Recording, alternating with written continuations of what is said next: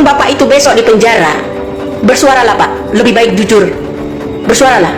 Saya nggak bisa dibohongi begitu aja. Bersuaralah demi negara ini. Jangan melindungi jenderal. Kuat amat sih backingannya, tapi mereka sekeluarga tidak akan pernah nyaman selama hidupnya ini. Ini baru 8 tahun bro, itu aja udah membuat keluarganya kocar kacir, tidak nyaman, sampai mendelete yang namanya nama anaknya, salah satunya yang ada di kakak keluarganya. Paham? Ngaku ayahnya cecep lah, apalah, nggak usah berbohong ya. Saya nggak bisa dibohongi orangnya. Ya, terkait sosok Widya nih Bang yang muncul. Dia kerap muncul di media sosial kan, memiliki informasi katanya banyak tentang kasus ini. Saya jujur ya, saya melihat dalam 2 minggu terakhir ini ada sosok seorang perempuan yang katanya bernama Widya. Ini meresahkan. Saya bukan sependapat dengan beliau, tapi menurut saya dia meresahkan. Kenapa? Pertama, ini orang cerita tapi seolah-olah fakta. Dan fakta itu dia tidak tunjukkan. Misalnya sebut si A, si B, si C adalah si Andika, anak jenderal, cucu jenderal, terus kasih duit sekian miliar, kemudian ada uang narkoba. Ini nggak dirangkai. Ini saya heran, ini orang siapa sih? Dan saya minta Pak Kominfo dan juga Cyber Baris Krim Mabes Polri untuk tangkap. Ada orang ya yang katanya botak itu ya. Saya meresahkan statementnya. Dalam kategori apa ya saya meresahkan? Saya butuh keadilan kok. Kok dibilang meresahkan? Nah sekarang gini, sekarang Saka dipenjarakan untuk kedua kalinya. Bagaimana dengan Liga Akbar? Akan dijebloskan pula ke penjara kembali karena mereka mengatakan yang sebenarnya. Kemudian DBAP ulang bahwa mereka menyebarkan hoax, memberi keterangan palsu, padahal mereka udah jujur. Ini ada apa ya dengan kalian, bapak-bapak aparat? Kok saya yang heran itu Bapak Kapolri belum bicara loh sampai saat ini. Ya Bapak Kapolri yang terhormat, kok belum bicara sampai saat ini? Saka sekarang ini akan dijebloskan ke penjara untuk kedua kalinya karena dengan alasan bilang kalau Saka itu dibayar. Yang memberikan keterangan palsu Pak, bagaimana bisa bilang kalau Saka itu dibayar? Kalau mereka itu dijeblosin udah disiksa kemarin, bilang dipaksa. Yang dipaksa sama maksa yang mana? Coba, bener nggak?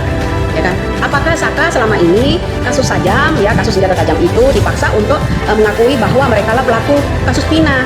Itu baru betul, itu paksaan Pak, itu baru betul. Tapi kalau yang namanya Saka dibilang bayaran, nggak mungkin banget, itu baru nggak mungkin ya.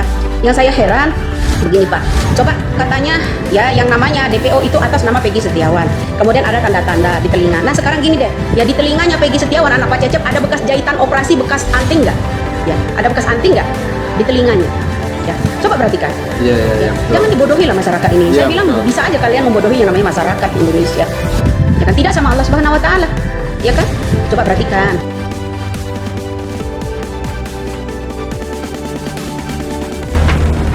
Geger pernyataan berani dan lantang dari sosok Widya di sosial media terkait kasus pembunuhan pasangan kekasih di Cirebon 8 tahun silam, Vina dan Eki, mendapat reaksi keras dari praktisi hukum Rasman Arif Nasution.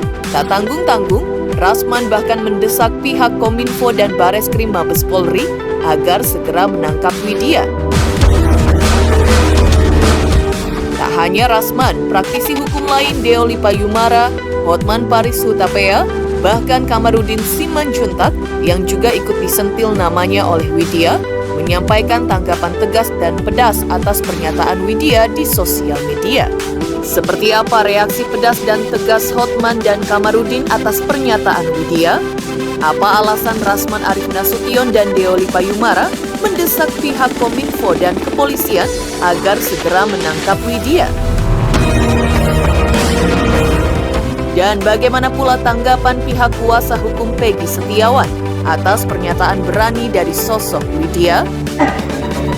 Kan saya sudah bilang, karena cuap-cuap saya berawalan dari penangkapan yang namanya awak kapal penuh dengan bubuk, maka anak seorang itulah yang menjadi korban, sasaran mereka, sasaran seorang jenderal juga, sasaran seorang bandar, agar itu mengamankan yang namanya bubuk tersebut.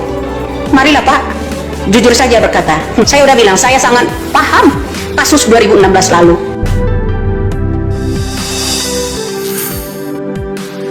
Koar-koar sosok Widya yang tiba-tiba muncul dengan pernyataannya yang lantang dan berani, serta tak terduga terkait kasus pembunuhan pasangan kekasih Vina dan Eki di Cirebon 8 tahun silam, menggelitik banyak pihak.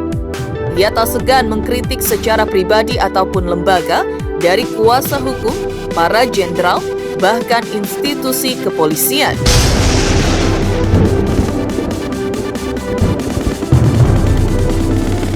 Namun praktisi hukum Rasman Arief Nasution menilai bahwa pernyataan Widya dalam video di akun sosial media pribadinya yang memang belakangan ini sangat vokal terkait kasus Vina, ia menduga ada banyak pernyataan yang dilontarkan Widya seolah-olah fakta namun tanpa adanya bukti. Karena itu Rasman menilai pernyataan Widya tersebut sangat meresahkan. Bahkan Rasman meminta pihak Menkominfo dan pihak kepolisian agar menangkap Widya dan mempertanggungjawabkan pernyataannya di muka hukum. Merendah-rendahkan Widya, nggak level. Anda lebih tahu dari Widya. Coba, ayo, coba. Jelaskan semua, coba. Kalau bukan kata-kata saya menyindir seorang jenderal, ya kan di sini. Artinya yang nyomot-nyomot perkataan dari Widya itu siapa? Netizen lebih tahu menilainya, Mbak. Ya, netizen Republik Indonesia lebih tahu, lebih pandai. Mereka itu udah nggak bodoh lagi di negara kita ini. Ya, netizen itu udah pada cerdas. Ya, sedangkan umur Anda itu baru anak lahir tahun berapa? Saya ini tahu semua karena kakek saya juga seorang tentara. Seorang tentara itu kakek saya. Pernah bekerja mendampingi Bapak Bung Karno juga, ya. Jadi Anda nggak usah sok-sokan lah, ya. Jadi saya berterima kasih kalau Anda udah merendah-rendahkan saya, bilang katanya saya nggak level. Anda itu lahirnya tahun berapa? Saya ini udah 52 tahun loh, ya. Setengah abad lebih umur saya ini. Ya. Anda itu baru anak lahir kemarin. Tahun berapa kamu lahir? Salam aja buat Anda. Tapi yang pasti, menurut saya, konstruksi berpikir dan statement yang dia lontarkan itu tanpa fakta. Tapi anehnya netizen dukung dia. Ya. Netizen dukung dia. Ini berbahaya. Nah, kalau republik ini hukum dijalankan versi netizen, ini bisa bahaya. Bayangin tadi aja debat di situ, dialog rakyat personal yang ditonton orang. Bayangin ya, masih ada pemikiran ini laka-lantak. Padahal faktanya ada dua yang harus dibahas. Satu, sampai persidangan divonis itu pembunuhan berencana dan ada kekerasan seksual. Yang kedua, ini bukan laka-lantak. Helm tidak pecah, handphone tidak pecah, sepeda motor dan saksi ada pas foto klien saya sekarang tidak ada. Jadi aneh ini kan, kalau sempat ini bias keluar tidak sesuai dengan due process of law yang ada sekarang, bahaya republik ini. Makanya saya katakan jangan-jangan ada yang coba untuk mengganggu yang penting di Polri karena ada pergantian presiden. Saya mencurigai ada orang yang mendukung TPF ini, saya curiga arahnya ke sana, terutama si Beling-Beling. Karena dia selalu bilang, itu klien saya, selama dia klien saya. Loh, kok klien Anda? Saya 2014 sudah bersama dengan si beliau itu. Dan kita ini tidak bicara pada pribadi, Bapak. Kita bicara konteks ke-Indonesiaan. Lihat cara saya berpikir. Saya berdialog dengan para, kita debat, kita fair. Kita tidak bicara di media sosial. Yuk duduk datang sini, jangan sudutkan orang. Apapun yang kau bilang besok sampai berikutnya, saya I don't care nothing terus. Kau udah KO di Bu Rasma, jelas itu.